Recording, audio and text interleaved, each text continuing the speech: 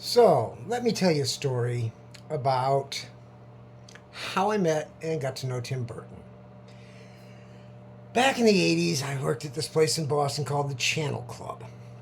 It's in South Boston on the Fort Point Channel. And it was kind of a big club. And a lot of VIPs would come and hang out there if they were in town to see a show and just, be around other VIPs. And, all the rock stars were there and all the sports teams were there. And people from out of town would come there because it was big. It was the biggest club in Boston at the time. And I'm walking past the Horseshoe bar because it was shaped like a horseshoe without rounded edges. But bar lingo. Anyways, and I see this guy I recognize, and I'm like, I walk over and say, how you doing? I haven't seen you in a bit. And he's like, yeah, and we're talking. He's like, what are you up to now? He's like, oh, I'm making this animated feature. And he starts telling me about this movie, and I'm like, yeah, that sounds good. And we go back and forth a few things, and I'm like, but it really sounds like live action to me. And I was kind of like known because this is like the end. This is after almost well over a decade of me doing this. And whatever, we end up, saying goodbye, and I go floating around the room and do my other stuff. And goes out and he does make that movie live action. And it came out to moderate success, a little thing called Beetlejuice.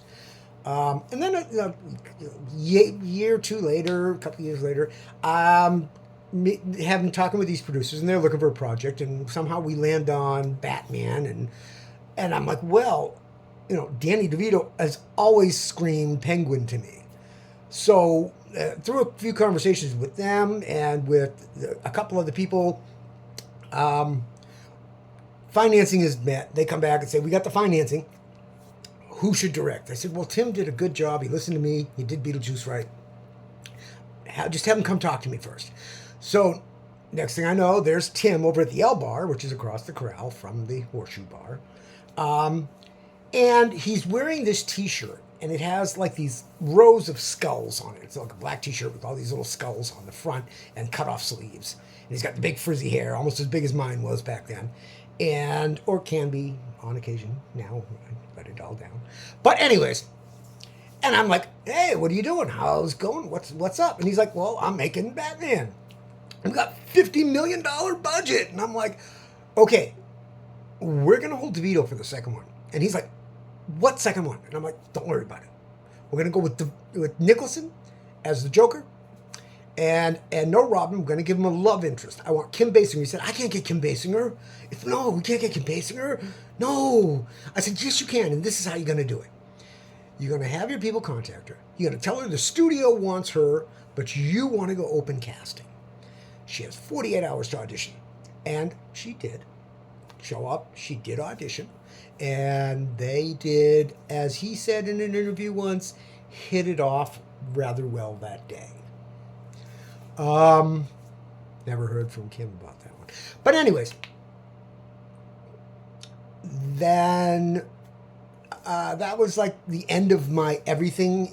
That was my retirement era.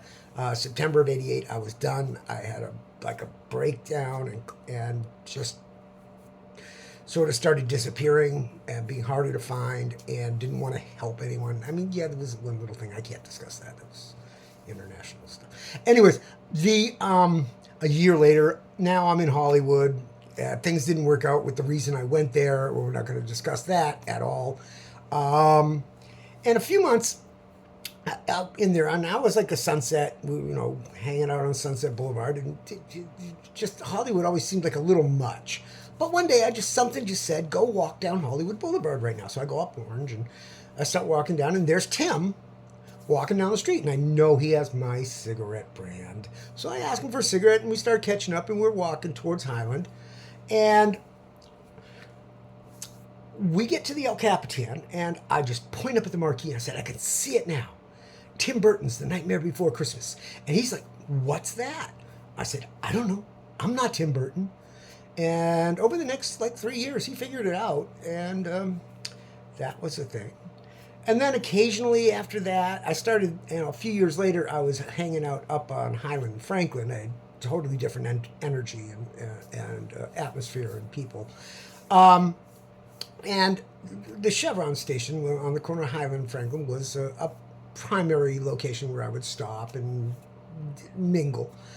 And behind the gas station was a wall that was kind of famous as a urinal for people like, the guys in the neighborhood, but also like when you're walking home from the Hollywood Bowl and you're a guy, you can do this. You can go to the urinal wall. And Tim was one of the people that would occasionally stop on his way home from the Hollywood Bowl. And if I was there and happened to see them just, at the same time, I would, say hi and get a cigarette and we would talk. And I remember one time he told me he had just finished Batman and Robin. And I was like, under my breath, I said, "No, Robin." And he's like, "What was that?" And I'm like, nothing, don't worry about it. And we just talked for a minute and, he went. And then the last time I remember seeing him was probably in 98 because it was right before the end of me getting out of that phase of my life. And I was walking from Highland towards Orange on Franklin. And right behind the gas station on the edge of the alley, there was a payphone. And there's Tim, Tyback, wearing that same skull shirt he wore at the channel a decade earlier.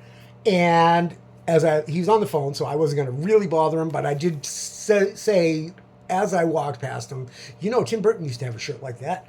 And he goes, he still does. And that was my last Tim Burton story. Now, I hope this video is ever seen by Tim Burton because he's the only one that could ever refute anything I just said.